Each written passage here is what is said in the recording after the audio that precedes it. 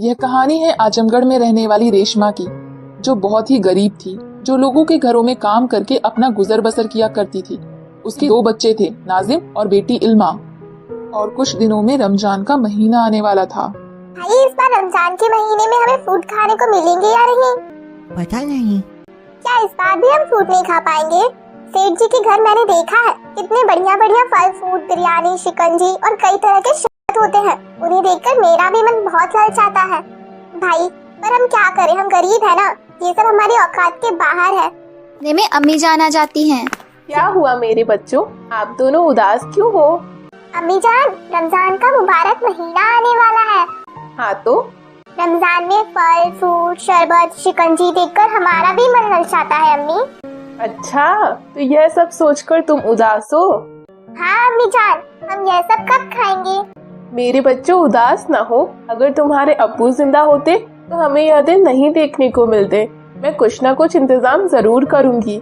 अगले दिन रेशमा काम कर रही होती है कि तभी रोजा खोलने का टाइम हो जाता है। सेठ जी के घर अच्छे अच्छे पकवान, फल फ्रूट, बिरयानी, शिकंजी, शरबत को देखकर रेशमा की आंखें भर आती हैं और वह हाथ उठाकर अल्लाह से दुआ करती है, या मेरे अल्लाह, मेरे बच्चों के लिए भी कुछ अता फरमा दे। मैं इतना नहीं कमा पाती कि अपने बच्चों के लिए फल फ्रूट का इंतजाम कर सकूं।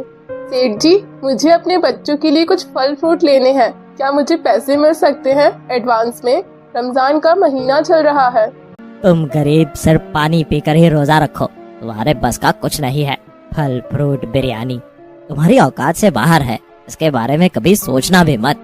सेठ जी, ऐसे ना कहिए, अल्लाह के यहाँ देर है अंधेर नहीं। अल्लाह ने आपको दिया है तो आप इस तरह से घमंड नहीं कर सकते। ठीक है, मुझे घमंड है ना, तो कल से तुम्हें काम पर आने की कोई जरूरत नहीं। जाओ, निकल जाओ यहाँ। रेशमा के ऊपर तो दुखों का पहाड़ टूट जाता है। रेशमा की आंखें नम हो जाती हैं। वह घर पहुंचती है, दोनों बच्चों को गले लगा लेती है।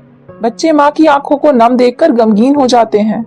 आप रोगी तो हमें भी रोना आएगा। क्या हुआ अम्मी जान?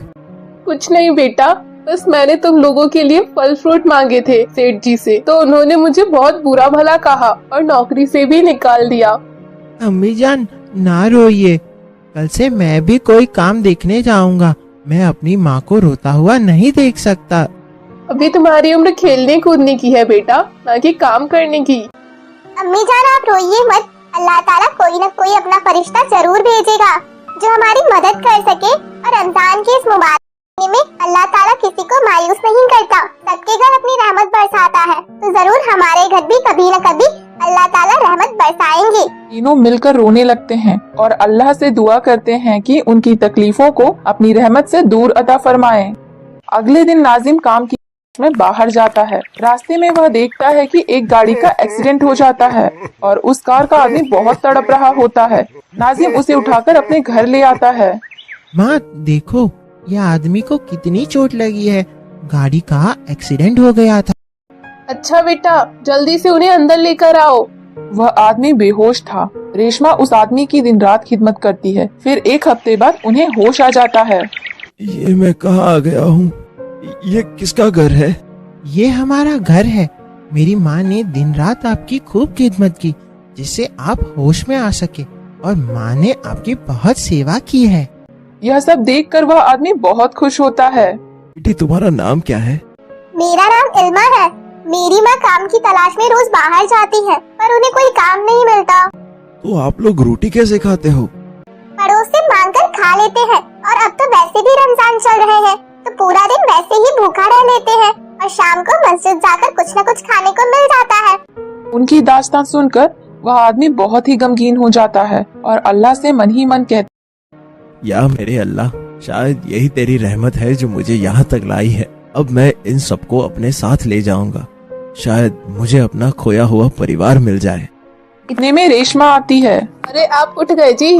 तो शुक्रिया, बच्चों ने बताया कि आपने मेरी कितनी खिदमत की है, जो शायद मेरी बीवी भी ना कर पाती। अगर आपको एतराज ना हो तो मैं एक बात आपसे कहना चाहता हूँ। जी कहिए। मेरा भी इस दुनिया में कोई नहीं है। मेरी बीवी बच्चे एक ट्रेन के हादसे में मारे गए थे। शायद आज अल्लाह ने मुझे मेरा खोया हुआ परिवार वापस कर दिया है। क्या आप मुझसे निगाह करेगी? इन बच्चों की परवरिश भी जरूरी है और मुझे भी एक परिवार मिल जाएगा। यह सुनकर वह सब बहुत खुश हो जाते हैं। तभी वह गाड़ी लेकर आ जाता है। वह आदमी उन सबको अपने घर ले जाता है। ये घर तो कितना बड़ा है। हाँ, मैंने तुमसे कहा था ना, इस मुबारक महीने में अल्लाह ताला अपना कोई न कोई फरिश्ता जरूर भेजेगा जिससे हमारी गरीबी दूर हो सके। हाँ, सही कहा बहन, अल्लाह ने हमारी सुन ली। अल्लाह के यहाँ देर है, अंधेर नहीं। इस तरीके से उन दोनों का निकाह हो जाता है। इस रमजान के मुबारक महीने में इस गरीब परिवार को एक फरिश्ते के रूप में इंसान मिल जाता है। उनकी गरीबी दूर हो जाती है और वह सब अल्लाह से दुआ करते हैं, या मेरे अल्लाह, हर किसी गरीब को अपनी रहमत से नवाजना, हर एक गरीब की गरीबी दूर करना, जैसे तूने हमारी गरीबी दूर की है।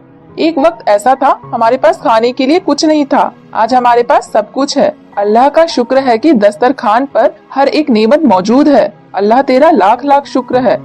और फिर अजान होने लगती है, वह सब रोजा खोलने लगते